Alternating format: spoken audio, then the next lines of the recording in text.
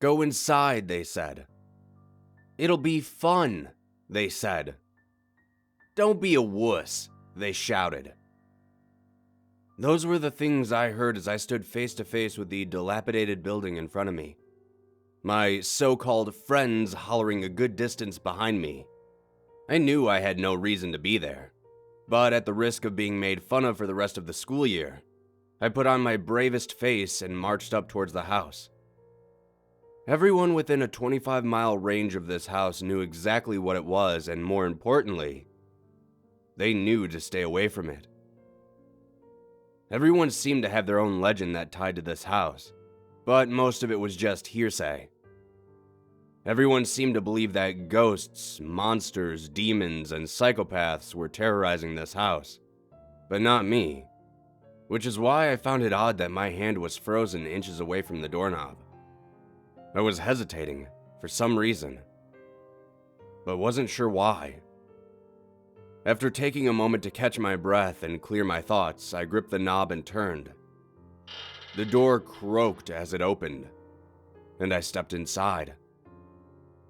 The interior was everything you would expect from an abandoned house. Layers upon layers of dust covered everything in sight. The smell of decaying wood filled my nostrils. There was some furniture, but most of it had been cleared out already. I took a step further inward into the darkened living room. The bet that I had so foolishly accepted was to stay inside the house for 10 minutes. If I could manage that, not only would I receive bragging rights, but also $50 as well. It seemed like easy money to me, and like I said, at the risk of being teased the rest of the year, I figured the hell with it. The house itself wasn't scary in the least, and the longer I spent in there, the more bored I became.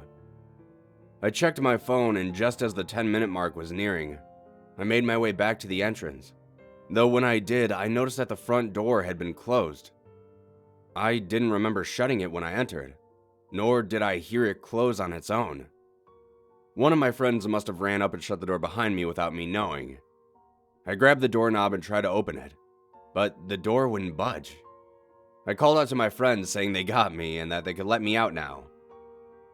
I waited for a moment and heard no reply. I would have tried one of the windows if they weren't completely boarded up.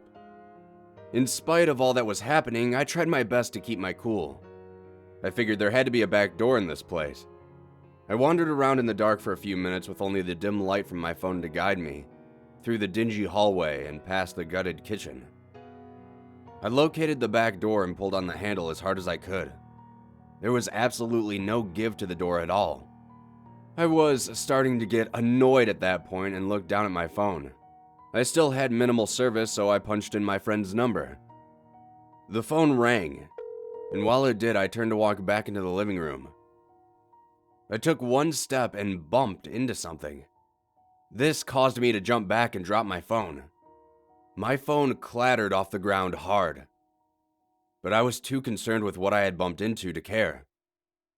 In the low light, it was hard to make out, but it had the frame of a very large man. Its body seemed to be covered in some type of black slime. The only reason I thought that was because my shirt was now slick with the same substance. Panic crept up my spine and rooted me in place. In the dark, I couldn't see its face, but its appearance isn't what scared me. Not completely, anyway. It was how absolutely quiet this thing was. It made no breathing sounds. It didn't even flinch when I bumped into it. And it got right behind me without making a single noise. It was like a statue. But it hadn't been there when I first walked in through the kitchen.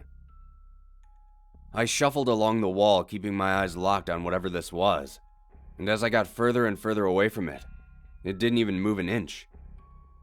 When I was almost into the next room, I made a break for the front door.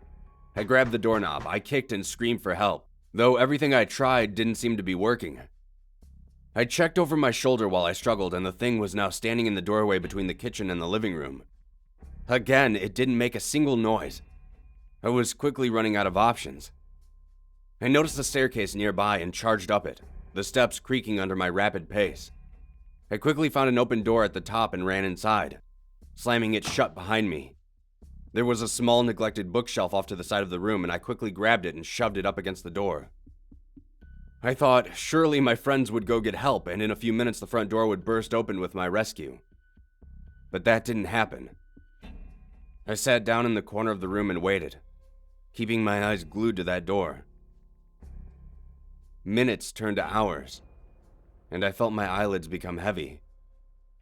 After one blink too long, my eyes shot open in a panic. I had fallen asleep. In my haste, I scanned the room. Everything was normal.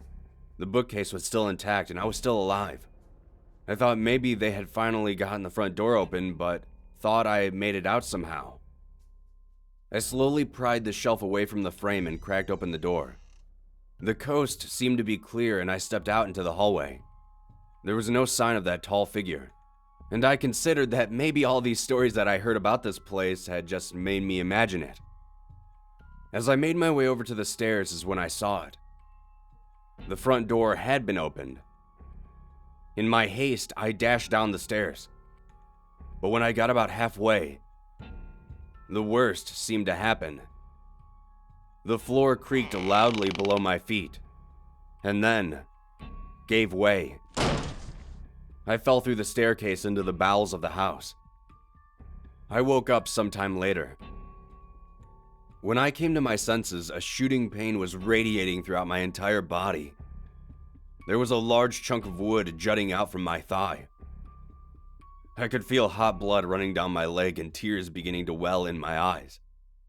I struggled to stand up, using a nearby wall to support me. Any pressure I put on my wounded leg caused me to double over in pain.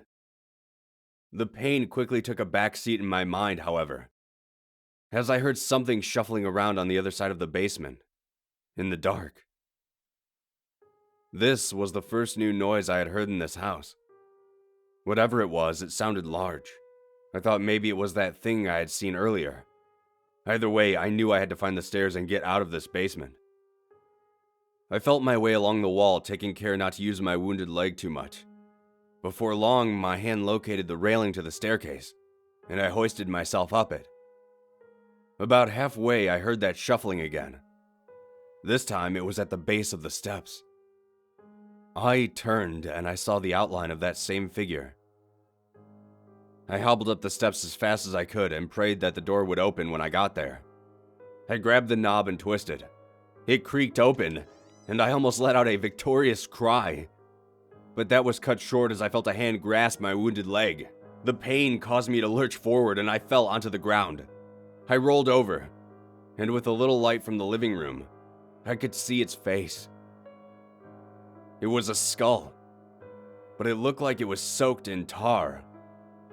Strings of viscous black sludge dripped from its head. Its jaw cracked open like it was some sort of snake. I kicked at it, with my good leg as hard as I could, trying desperately to knock it back down into the basement. One kick landed square on its face and the creature reeled backwards. Then, in one swift motion, I kicked the basement door shut in its face. I crawled through the front door and off the porch before my strength finally left me. When I awoke, I was in a hospital. My entire family was surrounding me. Most of them were asleep aside from my mother, who was already awake. She cried tears of joy and thanked the Lord that I was safe. Not long after that, a pair of policemen entered my hospital room and asked me what had happened. I told them everything I remembered. The bet, the house, the creature, though I could tell they didn't believe me. Then they said something that I couldn't understand. Something I still can't understand to this day. They said I went missing 3 months ago. And I told them that was impossible, that I was in the house the entire time, and it had only been at most a day or two. Even though they didn't seem to believe my whole story, they agreed with me that it was impossible that I could still be alive that long without food or water. They also said that they searched the house during my disappearance and found no sign of me. The officers told me not to worry about it and to just get some rest. About a week later, my friends the ones who had bet me to go into that house in the first place, wanted to visit me. At first, I resented the idea of seeing those two, but allowed them to come in anyway. They both apologized profusely to me, begging my forgiveness, and I told them not to worry about it. One of them was even on the verge of tears. They said that after I went inside, they waited for a few minutes. Then they got a call from my phone, but when they answered, they heard nothing but static. They then tried to open the door, but it wouldn't budge. They panicked and went to their parents, who then went to the police. They broke the door down and searched the entire house top to bottom, but didn't find anything inside. Then, one of them held out his phone and showed me his call log. There was a call from my number, and the call came in 3 months ago. I don't know how I was stuck in that house for 3 months, or how I didn't die while I was inside. I'm not sure what that thing was, or where it even came from. But if there's anything I'm sure of, it's that I will never go within 10 miles of that cursed house, as long as I live.